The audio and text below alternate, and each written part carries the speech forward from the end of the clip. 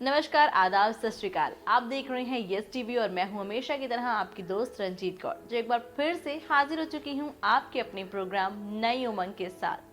दोस्तों, इस प्रोग्राम के जरिए मैं आप सभी को सचेत करती हूं और आपको हर चीज़ की जानकारी देती हूं। जी हाँ, वो जानकारियां जो हम जानकर भी अनजान हो जाते हैं, वो बातें जो हम जानते हुए भी एक्सेप्ट नहीं कर पाते या फिर एक्सेप्ट करना ही नहीं चाहते हैं। तो चलिए, ऐसे ही एक और मुद्दे के साथ मैंने एंट्री कर ली है इसी प्रोग्राम में नई उमंग में। तो जो बातें मैं आपके साथ डिस्कस कर रही हूँ, उम्मीद है कि आप उनको अपनी लाइफ में ज़रूर फॉलो करेंगे। और अगर आपको मेरी कही बातें कहीं भी बुरी लगती है तो ज़रूर हमें बताइएगा, ताकि हम आपकी बातों में भी अपनी बातों को शामिल कर सकें। इसी के साथ अगर आप भी नई उमंग प्रोग्राम का हिस्सा बनना चाहते हैं तो आप हमारे प्रोग्राम के साथ जुड़ सकते हैं।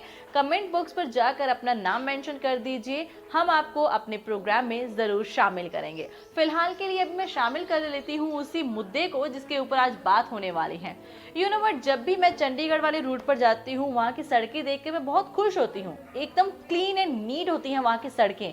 और जैसे ही अपने यमुनानगर की जब मैं सड़कें देखती हूँ तो जनाब, आप सोच सकते हैं कि उन सड़कों का हाल क्या है।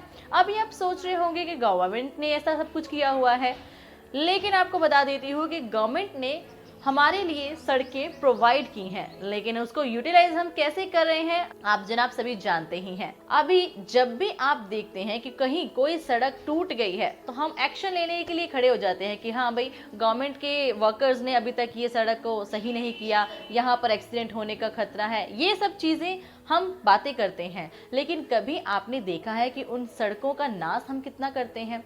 नाश इन द सेंस, मैं कल ही की आपको बात बताती हूँ। आपने देखा होगा कि कभी भी कोई त्योहार होता है या फिर कोई भंडारा होता है या फिर कोई ऐसी शोभा यात्रा निकाली जाती है जब रास्ते में स्टॉल्स लगते हैं, है ना? आपने देखा होगा, आप नोटिस भी करते हैं। लेकिन वो किसके लिए होता है? एक प्रसाद के रूप में लोग हमें प्रोवाइड करते हैं। हमारा क्या कर्तव्य है? खाकर वहीं फेंक जाना? क्या वो डिस्पोजेबल जो गिलास होते हैं या कटोरियाँ होती हैं, क्या हमारा ये काम है कि हम वहीं पर फेंक दें? वैसे तो हम बहुत कहते फिरते हैं कि भाई हम भारत के नागरिक हैं, और भारत के नागरिक होने के नाते क्या आपके ये काम ज़रूरी है? आप वैसे तो बहुत ही मुद्दे उठा के खड़े हो जाते हैं कि हाँ भाई, ये सड़क टूट गई है, गवर्नमेंट इसको रिपेयर नहीं कर रहे हैं, हमें बहुत ज़्यादा दिक्कतें हो रही है सड़कों पर चलने के लिए। लेकिन वही सड़कों पर जब आप गंद डालते हैं, क्या आपने कभी उसके ऊपर सोचा है? ज़रा सोचिएगा। इसी के साथ ये तो हुई सड़कों की बात। जब भी बरसात होती है, आपने अक्सर देखा होगा जो हमारे आसपास के गली के या फिर कहीं के भी जो नाले होते हैं एकदम से ब्लॉक्ड होते हैं, है ना? ब्लॉक्ड होते हैं और ब्लॉक्ड होने के कारण वो जो पानी है इतना ज़्यादा इकट्ठा हो जाता है, और पानी इकट्ठा हो जाता है, कभी कभी हमारे घरों में भी घुस जाता है वो पानी। उस टाइम भी हम क्या कहते हैं कि गवर्नमेंट ने ऐसी चीज़ें बनाई हैं, गवर्नमेंट की गलती है। लेकिन आप बताइए मुझे, क्या गवर्नमेंट खुद से आके आपकी नालियों में गंद फेंक के जाती है? ये आप ही करते हैं ना काम।